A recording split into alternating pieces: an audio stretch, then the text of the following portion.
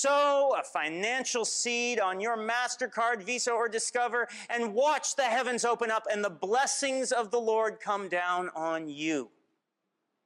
Last week we started talking about John chapter 6 with a conversation about what's known as the prosperity gospel.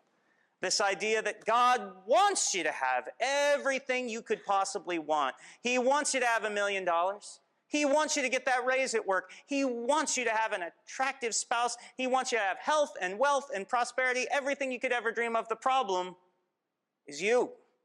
You don't have enough faith. If you just had a little more, He would give you everything you wanted. Now that's not true. And you can tell because even the people in the biblical era, they didn't have big hordes of cash. The apostles were poor. Jesus was poor. And throughout history, there have been a lot of great Christians that have not been particularly wealthy or healthy.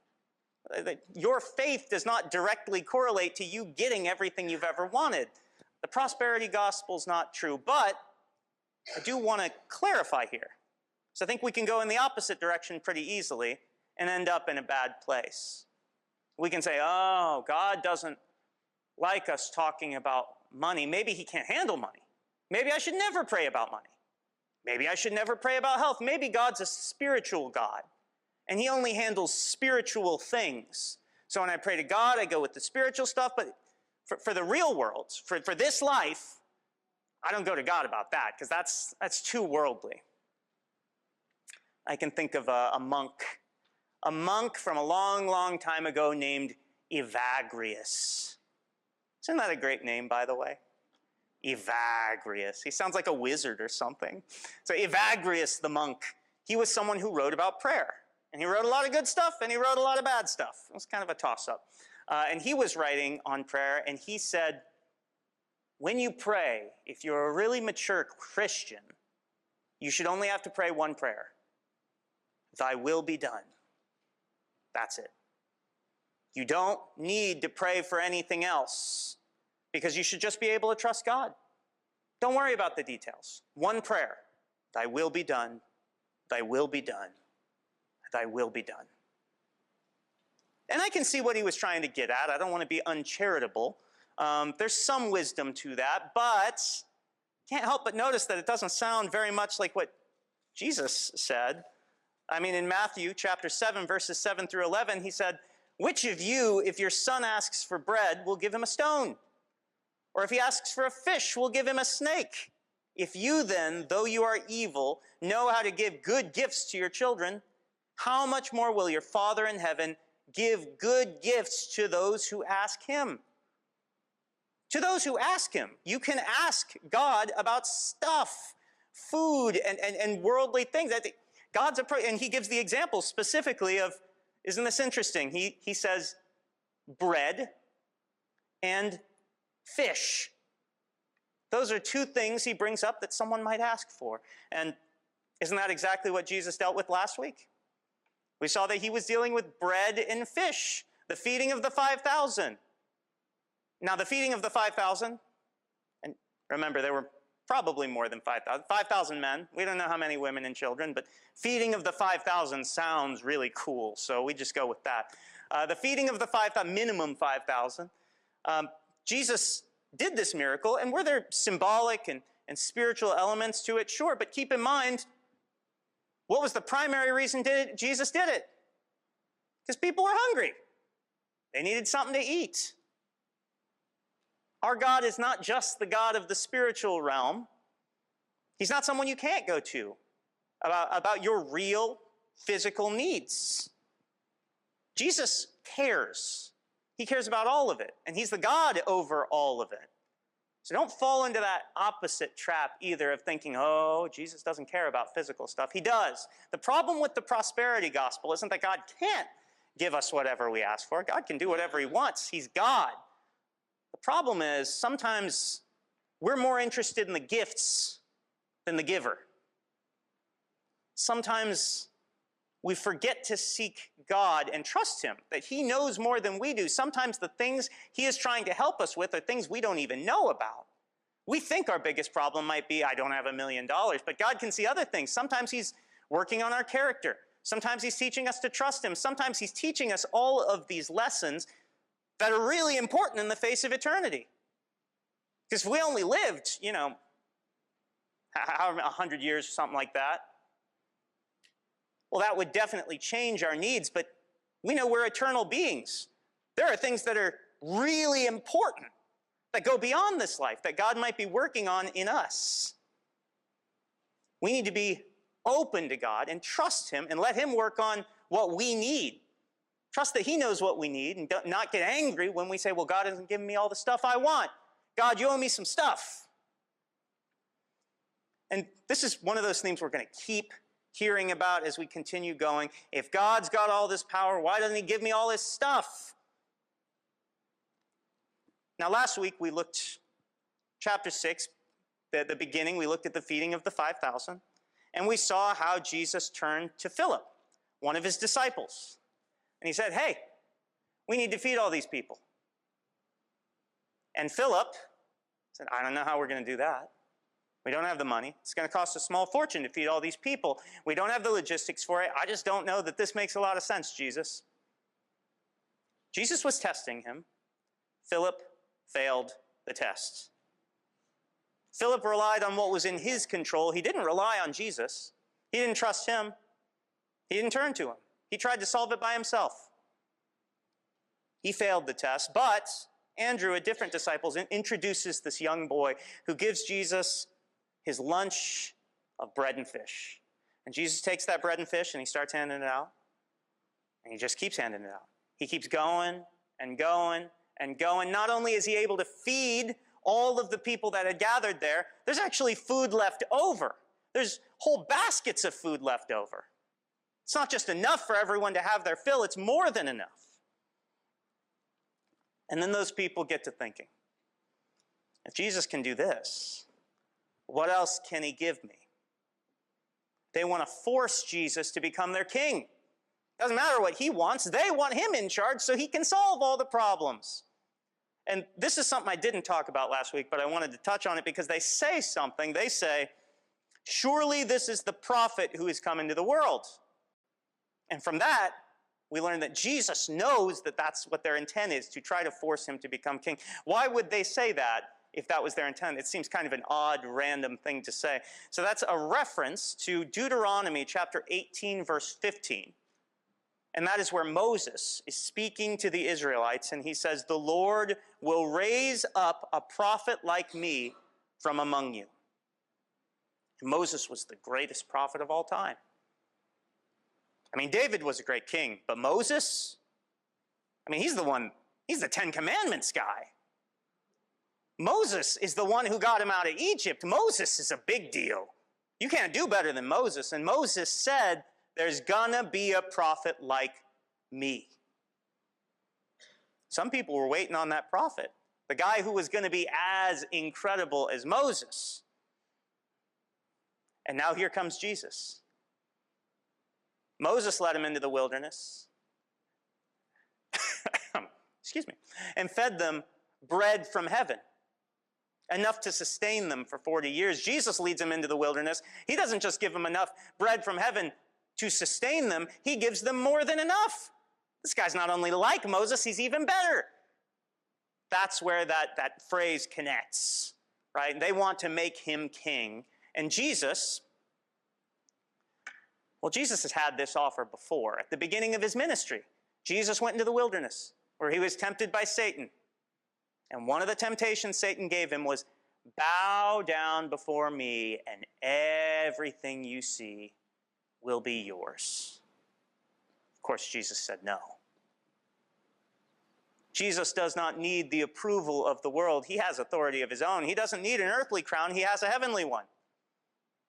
Jesus said no to Satan, and here as this crowd hopes that he will seize a crown for himself, Jesus leaves. He leaves, he goes to a mountain by himself. And this morning I'm going to rely on a few different passages, by the way. This passage that we're looking at appears in 3 of the Gospels. That is Mark, Matthew, and John. The only one that does not contain this particular story is, that would be Luke. And I'm going to rely on all of them. Normally, I don't always do this. I think there is some wisdom in looking at individual passages and just letting them stand on their own and seeing what you can get out of them. But as I read these other two accounts of Jesus walking on the water, I couldn't help but notice that they all add something that's really important. Mark tells us so many details about motivations. Matthew tells us some really interesting reactions of the disciples. And John tells us some of the more miraculous elements. All three of them have such important pieces. And at the end of the day, I'm not just looking at this passage because I want to know what the words John chose to say about it were. I'm learning about it because I want to know what happened that day. I want to know what happened with Jesus and the disciples. I want to know what really happened. So I'm going to rely on all of them a little more than usual.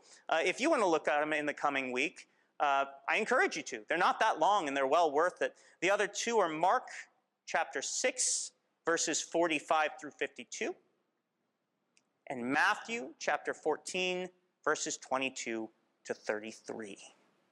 So really, really interesting to read them all next to each other and just see how those little elements interact with one another. Here, Mark tells us why Jesus left. It tells a little more of the motivation. John just says, and Jesus left and went to a mountain by himself.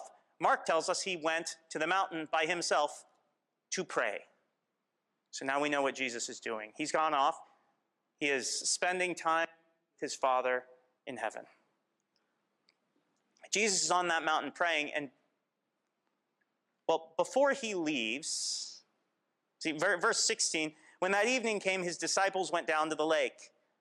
When they got into a boat and set off across the lake for Capernaum.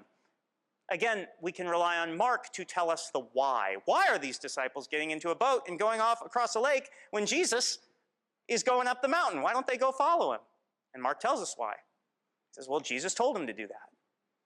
Before he went up the mountain, Jesus turned to them and said, hey, get in the boat, go across the lake.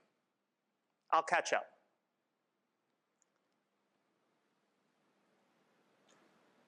And isn't it interesting that he tells his disciples to get out of here in a way that's really difficult for people to follow?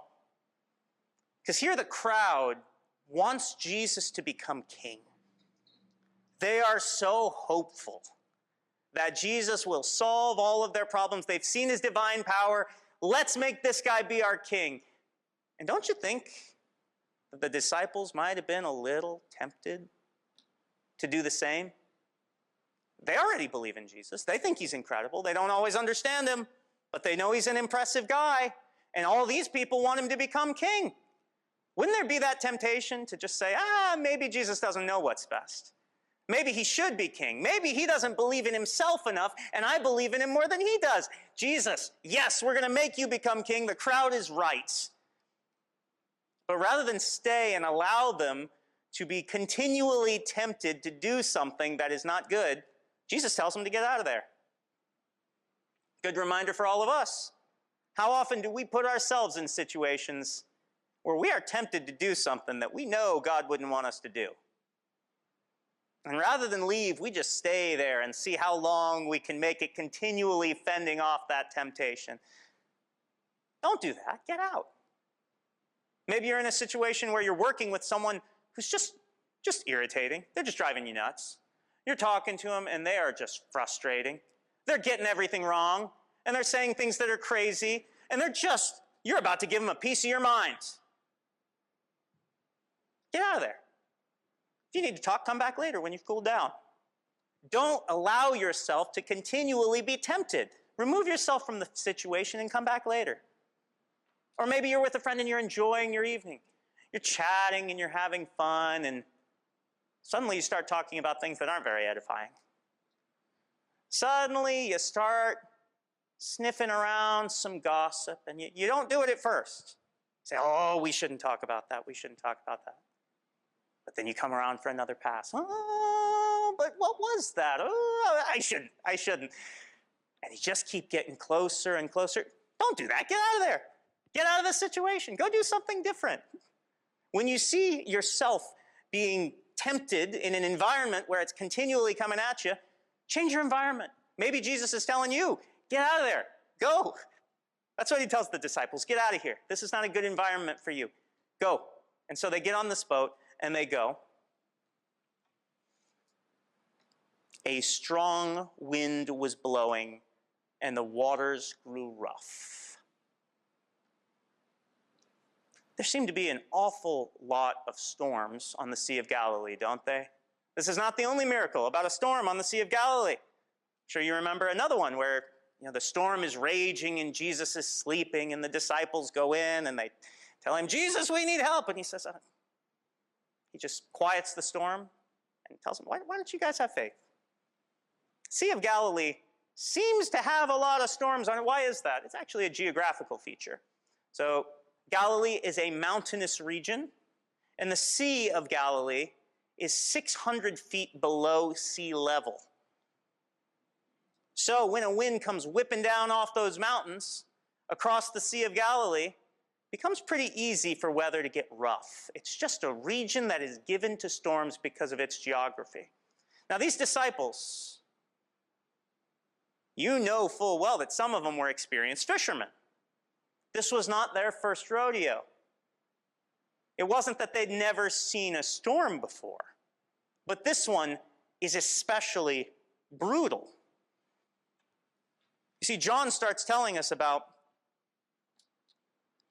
when they had rowed about 3 or 4 miles. That's about halfway through the Sea of Galilee. They're at the halfway point. And Mark tells us how long it took them to reach that point. He says, when it was about dawn. They left the night before. They have been rowing all night and they're only halfway. That would be brutal. I mean, just imagine being in that boat. Imagine the darkness around you. Imagine the wind howling. Imagine the thunder and lightning. Imagine sweat dripping down your brow, interspersed with the sea water. Imagine all of that, and you're straining at those oars. And blisters are forming on your hands because you've been at it for hours and hours. And you're only halfway done. It's like 3 or 4 in the morning at this point, and you're still going. But when they had made it, about 3 or 4 miles, they saw Jesus approaching the boat, walking on the water. Now, you got to admire where they'd been until this point, right? I think there is something admirable because they worked hard, didn't they? And the Venerable Bede, who was one of the most prolific commentators in the Middle Ages, wrote regarding the passage where they're just working their tails off. He said, the ship does not carry a lazy crew. They're all stout rowers. The church is not lazy or fragile. We are tireless, constantly persevering in good works, eager to reach the harbor of everlasting salvation. These were men that worked hard. Jesus told them to do it, and so they did it. And they worked at it, even though Jesus told them to go right into a storm. And some of you might be in storms. I know several of you have told me about storms that you're in. This week, more than usual, I feel like a lot of people are facing some hard stuff. If you are in a storm, just remember that is not evidence that you are doing something wrong, something that Jesus doesn't want you to do. There's that prosperity gospel thinking in. If God wants me to do it, it will be easy. And that's really tempting. We think, oh man, this is getting hard. God must not want me doing this. Not necessarily true. Here Jesus sent these men into something that's very hard. And it was because he was teaching them something. There was value to this. Going into something hard was not worthless. It was important.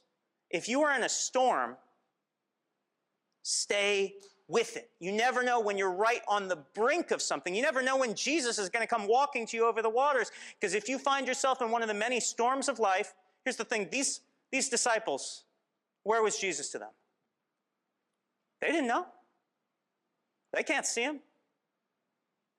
We know he's up on a mountain, and in the book of Mark, again, that provides some of those little details, Mark tells us that he was watching them and praying. And he saw them straining at the oars. He knew that they were having a hard time, and he was praying for them. They were never out of the sight of Jesus. They may not have been able to see him, but Jesus never took his eyes off them. And when he saw they were to a place where it was time, he came down off that mountain. I don't know what that looked like. Can you imagine? I don't know. Did he just kind of zoom down? Did he make a trek down? I don't know what that looked like. But the only thing we know is that he made his way over those stormy, these were not still, gentle pond waters either. I don't know if that makes it harder or easier, right? You saw me this morning. My water walking ability is pretty pathetic, so I don't know. I imagine it would be harder to walk on storm waters. That's just my hot take. Jesus comes walking over the storm waters, and they're terrified. They're afraid when they see him. Verse 19, when they had rowed 3 or 4 miles, they saw Jesus approaching the boat, walking on the water, and they were frightened. But he said to them, "It is I, don't be afraid."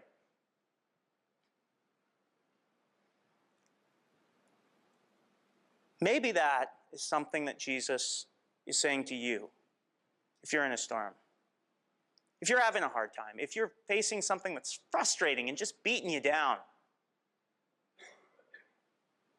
Jesus is saying to you, do not be afraid. Don't be afraid. Now, and this is a really interesting, I mentioned to you that Matthew has some really interesting reactions of disciples that none of the other accounts share. Matthew tells us that this is the part where Peter gets out of the boat and tries to walk to Jesus. And he makes it a couple steps across those waters, but then he ultimately falls in because he does not have enough faith. Usually that is a lesson, about how Peter should have had more faith. But I got to give Peter a little bit of credit. I mean, how many steps did he make it? Even making one step on the water, that's more than I've made. I don't know how many you've made, but that's impressive. To have so much faith, you could even take one step on water. It's incredible. We should all try to have as much faith as we can. I think credit to Peter for making that step and even making it a little bit. But after that incident, we see, then they were willing to take him into the boat.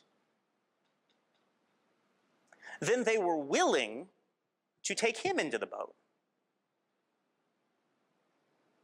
And Jesus, here's a guy that just walked across the water. If he wanted on that boat, not a thing anyone could do to stop him. But Jesus doesn't just jump up on that boat. He waits. He waits until they want him on the boat. Now, I'm not going to say Jesus always follows this rule, because sometimes he does do things that are unexpected. For example, Paul, who wrote so many of the epistles in the New Testament, Paul was someone who persecuted the church, and Jesus blinded him so that he would see the truth. So, sometimes things happen in ways that are unexpected. But, as much as that is true, more often than not, Jesus does not go around blinding people on a regular basis. Most of the time, he waits. He waits just outside the boat, waiting for someone to let him in. He stands at the door and knocks, waiting for someone to answer. Is there something in your life, an instance where Jesus is waiting just outside of it? You haven't let him in yet. You're trying to do it on your own. You're working by your power, and Jesus is just waiting for that invitation to come in. And look what happens when he is on the boat. It says, and immediately the boat reached the shore where they were heading. This passage doesn't get enough credit, I think. A lot of people don't notice that this right here is a miracle. It doesn't say, and the storm subsided, and they got there pretty quickly after the fact. It says, immediately the boat reached the store where they were heading? They were there. They were exactly where they needed to go the minute Jesus got on the boat. They were only halfway until this point. It took them 6 to 8 hours in the howling storm to make it halfway. But once Jesus gets on that boat, they're there.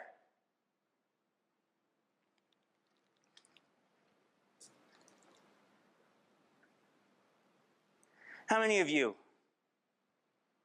need to learn the same lesson that Philip learned here?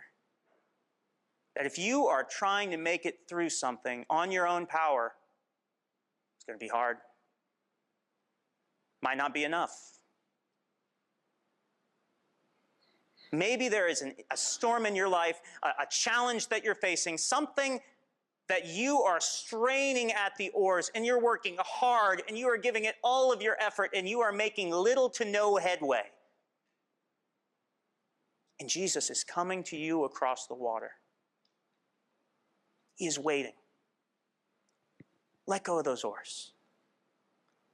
Let him into the boat and trust that he will get you where you need to go.